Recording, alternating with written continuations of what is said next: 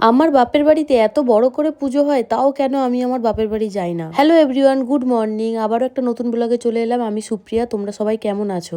জানো তো আজকে মনটা কিন্তু বেশ খারাপ। আর আজকে বলে নয়, প্রতি বছর এই দিনটা আসলে আমার মনটা বেশ খারাপ হয়ে যায়। যেই বাড়িতে জন্মেছি, বড় হয়েছি, জীবনের এতগুলো বছর কাটিয়েছি, জন্ম থেকেই আমরা যে ঠাকুরের পুজো করেছি, আজকে সেই ঠাকুরেরই পুজো। আমাদের বাড়ির কুলদেবতা মা মনসা, সেই জন্য জন্ম থেকে তাকেই পুজো দিয়ে এসেছি। অথচ বাপের বাড়িতে এত জাঁকজমক করে পুজো হলেও আমি যেতে পারি না। কেমন ভাগ্য আমার! আসলে এটা ভাগ্য না দুর্ভাগ্য কি বলবো আমি বুঝতে পারছি না। জানো তো এইবারে জনে জনে আমায় ফোন করে যাওয়ার জন্য নিমন্ত্রণ করেছে। এখন তো পরের বাড়ির হয়ে গেছি, নিমন্ত্রণ ছাড়া তো যাওয়াই যায় না। আসলে নিমন্ত্রণ পেলেও যাওয়ার ভাগ্য আমার নেই। আসলে কালকের থেকে মেয়ের পরীক্ষা শুরু হয়েছে, যার কারণে আমি আর যেতে পারিনি ইচ্ছা থাকতেও। তা বলে কি আমার মন খারাপ করে না বলতো? লাস্ট কত বছর আগে আমি বাড়ির পুজো দেখেছি সেটাও আমার মনে নেই। তাও যদি হিসাব করে ধরতে যাই 7 থেকে 8 বছর হয়তো হবে, এরও বেশি। আমার যতদূর মনে পড়ে বিয়ের পর 1 বছরই আমি মনসা পুজো দেখেছিলাম আমার বাপের বাড়ি। খুব মন খারাপ নিয়ে কিন্তু আমি এখানে মনসা পুজো করেছি। আমার সাধ্য মতন যেমন ক্ষমতা হয়েছে সেরকম মাকে আমি পুজো করেছি। হ্যাঁ, পুজো করতে পেরে মনটা একটু হলেও ভালো লেগেছে। মা তো সব জায়গায় একই বিরাজমান, মা যে ঠিক আমার পুজো নিয়েছে এতেই আমি খুশি। কিন্তু একটাই জিনিস কি বলতো, ছোটবেলা থেকে বাড়ির পুজোটা সবাই মিলে আনন্দ করে কাটিয়েছি তো,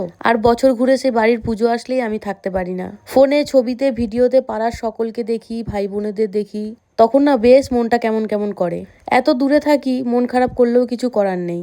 জানি না ভগবান কবে আমাকে সহায় হবেন আর আমি মায়ের পুজোতে যেতে পারবো। তবে বারবার ওই একটাই কথা বলছি, ভীষণ মিস করছি। জানি না কেন কথাগুলো বলতে গিয়ে আমার চোখ দিয়ে জল বেরিয়ে যাচ্ছে। জানি দেখতে দেখতেই পুজোর দিনটা পেরিয়েই গেল, তবু এই প্রতি বছরের মন খারাপটা কাটে না। ছেলে মেয়েদের পড়াশোনা হয়ে গেলে না আমরা আর কোথাও বেরোনোর রাস্তা পাই না। সংসারের মধ্যে ঢুকে গিয়ে যে আমাদের কত সকাল্লাদ বিসর্জন দিতে হয়, যারা আমরা সংসার করি তারাই জানি। আর জানো তো এই সিস্টেমটা আমি এইখানেই প্রথম দেখেছি। মানে এটা আমাদের বাপের বাড়িতে দেখিনি। এখানে যারা গরুর দুধ পায় না তারা প্যাকেট দুধ কিনে দেয়। আমি অবশ্য সকাল সকাল গরুর দুধ জোগাড় করেছিলাম। তো যে বাড়িতে আমি পুজো দিচ্ছি তাদের বাড়িতে অসুস্থ থাকায় তারা পুজো দিতে পারেনি এই বছর।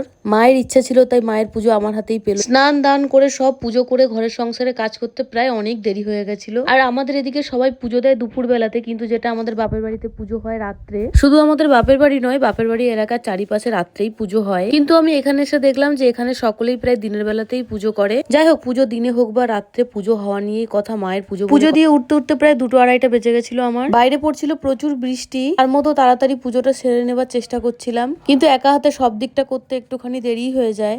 তবুও দেরি হলেও মায়ের কাছে এত ভক্তি ভরে পুজো করেছি, এটাই মনটা শান্তি হয়েছে। যে টাইমে মানুষরা খায় সেই টাইমে আজকে আমি রান্না বসিয়েছি। আর আজকে রান্নায় ছিল খিচুড়ি, বাঁধাকপি, চাটনি, পায়েস।